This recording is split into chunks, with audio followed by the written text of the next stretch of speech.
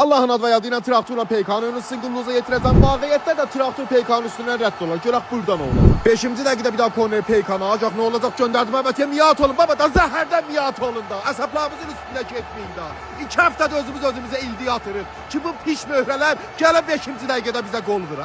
9-cu dəqiqədə meydanın ortasında traktor oyunçular bir dənə pas. Qəşəng mövqeyyətli bu faydalansalar. Bu tərəfdə Haşimcan bir daha pas. Hüseynzadə vur amma qışqırmayacağam. Vur vəzifədir. Baba da vur qutar bərəkanla sənə da.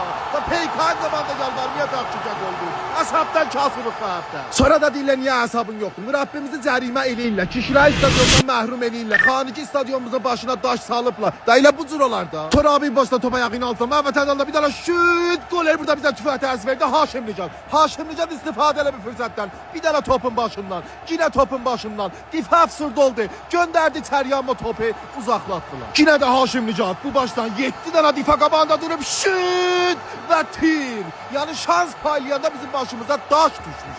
Qəşəng fürsətlərimiz var, faydalansaq. Topu göndərdilər Məhvətiyə. Orada müəllimdə kim adı? Şutda. Eyvah.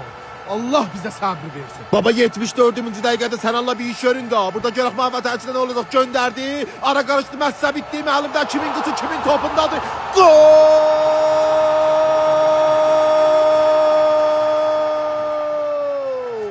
Traktor 2, Peykan 1. Baba dədəmizi yandırdınız. Basın tora qutarında. Buradan da bir daha söhbətim var onlara ki, bu oyunda kişilərimizi məhrum elədilər. Biz əslən narahat dərik. Bizim xanımlar bizim ulduzlarımızdır. Ulduz zaten həmişə parıldar. Amma yadınızda qalsın, ay olmayan yerdə ulduz daha çox parıldar. Eşq olsun sizlərə.